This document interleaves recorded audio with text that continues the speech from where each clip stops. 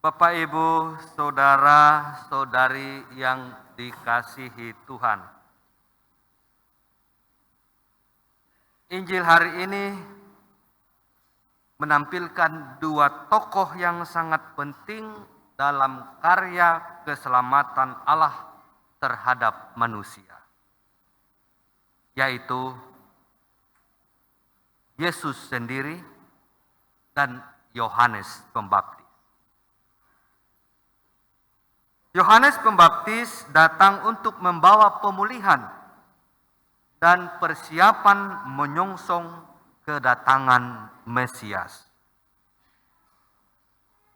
Yesus mengatakan bahwa Yohanes Pembaptis adalah seorang yang lebih besar dari nabi di dalam Perjanjian Lama. Mengapa Yohanes lebih besar? Karena dialah yang langsung menunjuk kepada Sang Mesias. Dialah nabi transisi dari Perjanjian Lama menuju Perjanjian Baru. Sebagai seorang nabi, Yohanes Pembaptis tahu dan sadar siapa dirinya dan tugas yang diembannya. Ia melaksanakan tugasnya penuh tanggung jawab, jujur, dan tahu apa hak dan kewenangannya, namun juga tahu batas-batasnya. Ia tampil sederhana dan rendah hati, dan sikapnya yang paling menonjol adalah jujur dan berani mengatakan apa yang benar kepada siapapun, bahkan kepada Raja Herodes. Bagi Yohanes, kebenaran tidak boleh dinodai. Dan demi kebenaran, Yohanes rela mengorbankan hidupnya. Bapak, Ibu, saudara-saudari yang dikasihi oleh Tuhan kita, Yesus Kristus. Orang yang jujur dan tegas inilah yang demi kebenaran mengirimkan orang-orang pengikutnya untuk mengetahui siapakah Yesus itu. Ia ingin kepastian tentang identitas tokoh yang telah mereka dengar dan lihat. Orang bisu melihat, orang lumpuh berjalan, orang kusta menjadi tahir, orang tuli mendengar, orang mati dibangkitkan, dan kepada orang miskin diberitakan kabar baik. Inilah kata-kata yang diwartakan oleh Nabi Yesaya sebelumnya. Yesus kemudian menambahkan, berbahagialah orang yang tidak menjadi kecewa dan menolak aku. Orang yang bisa menerima tanpa merasa tersinggung dan menyambutnya dengan merdeka boleh merasa bahagia. Orang yang demikianlah yang menerima kerajaan surga. Dan dengan kata-katanya itu Yesus menjawab pertanyaan yang disampaikan oleh Yohanes dengan fakta-fakta yang disaksikan oleh para pengikutnya sendiri. Bapak, Ibu, saudara-saudari yang dikasihi Tuhan. Dalam jawaban Yesus itu kita mengenal pribadi Yesus sendiri. Ia mengakui diri sebagai orang yang datang untuk menyelamatkan. Tetapi meski dia lebih besar dari siapapun sebagai penyelamat, Yesus menghargai orang yang bertugas menyiapkan kedatangannya, yaitu Yohanes Pembaptis. Yesus memuji Yohanes sebagai orang yang telah melaksanakan tugasnya dengan baik dan setia, bahkan sampai mati. Karena itulah Yesus berkata, sesungguhnya di antara mereka yang dilahirkan oleh perempuan tidak pernah tampil seorang yang lebih besar daripada Yohanes Pembaptis. Dengan kata-katanya itu Yesus mau membenarkan dan meneguhkan isi seruan yang diucapkan oleh Yohanes Pembaptis ketika ia tampil, yakni bertobatlah sebab kerajaan surga sudah dekat. Yesus mengajak para murid untuk menghormati Yohanes Pembaptis yang digambarkan sebagai seorang nabi besar. Kesederhanaan, ketulusan hati Yohanes patut dicontoh dan diteladani. Bapak, Ibu, saudara-saudari yang dikasihi Tuhan, tampilnya Yesus di depan umum itu adalah kedatangan kerajaan surga itu sendiri. Sebab kehadiran Yesus memperlihatkan apa sebenarnya yang dimaksudkan sebagai kerajaan surga tersebut. Kerajaan surga itu bukan hanya soal nanti setelah kehidupan kita di dunia ini, tetapi ia datang dan mulai sekarang, mulai saat ini juga. Seperti dilakukan dan dibuktikan oleh Yesus sendiri. Yang sakit disembuhkan, yang mati dihidupkan lagi, yang miskin dibantu kebutuhannya, orang yang diperlakukan secara tidak adil memperoleh keadilan, balas dendam diganti dengan kasih. Inilah kerajaan surga, hidup damai dan sejahtera.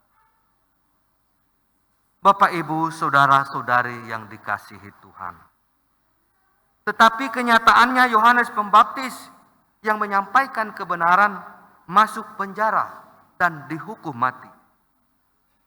Inilah salah satu bentuk serangan raja dunia terhadap kerajaan surga yang akan datang itu. Dan serangan itu terulang kembali pada Yesus, Sang Penyelamat, yang mendatangkan kerajaan surga itu pun masuk penjara, dihukum mati, bahkan digantung di salib. Yohanes yang hidup keras, sederhana, dianggap sebagai orang kerasukan setan.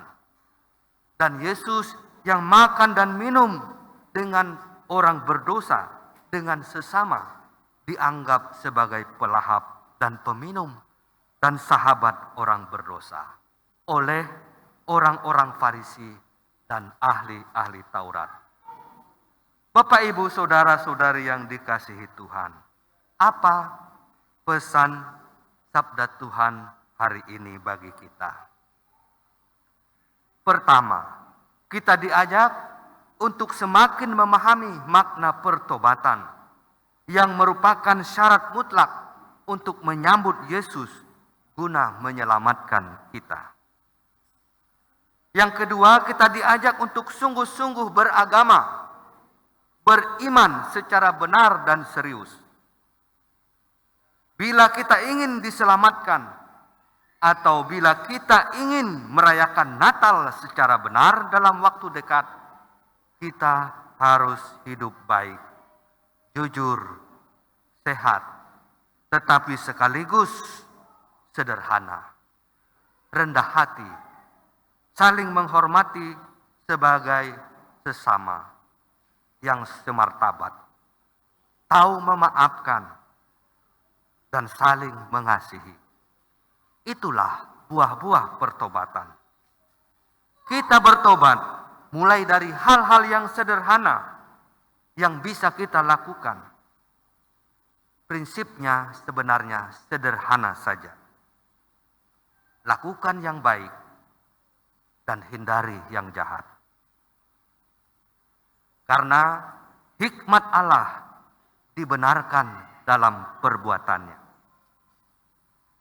Iman kepada Tuhan tidak untuk diperdebatkan, tetapi untuk dihayati dan dibuktikan dalam tindakan. Maka beriman bukan dalam ungkapan kata-kata. Iman kita akan dinilai bukan dari yang kita ucapkan, tetapi yang kita lakukan dan wujudkan dalam hidup kita. Dengan demikian, hidup kita sungguh dapat menjadi saksi kabar gembira yang hidup sebagaimana Yesus kepada para murid Yohanes tadi. Bapak, Ibu, saudara-saudari yang dikasihi Tuhan, Hari Raya Natal masih 2 minggu lagi. Masih ada cukup waktu bagi kita untuk berbenah diri. Semoga kita dijauhkan dari sikap dan tabiat orang-orang Farisi yang selalu menilai salah orang lain dan membenarkan diri sendiri.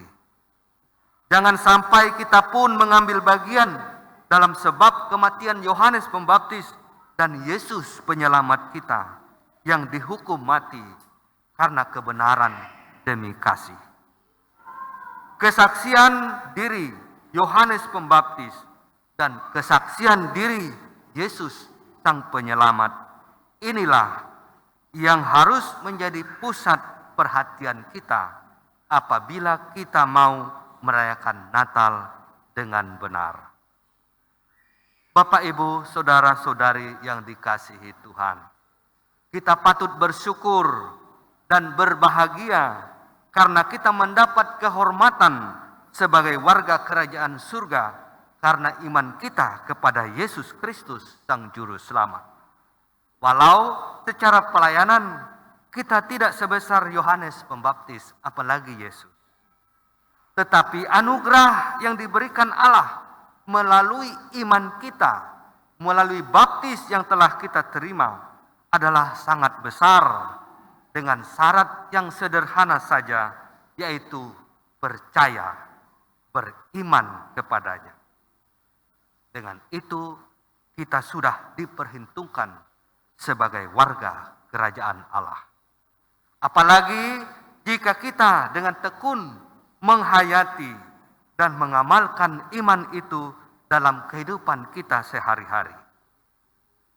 Maka semoga kita semakin beriman, semakin hidup dengan rendah hati, agar semakin pantas menyambut Tuhan yang kita nantikan kedatangannya. Selamat menyongsong Hari Raya Natal dengan sikap mawas diri dan hati yang bersih, yang penuh dengan sukacita. Gaudete, bersukacitalah. Tuhan memberkati kita semua. Amin.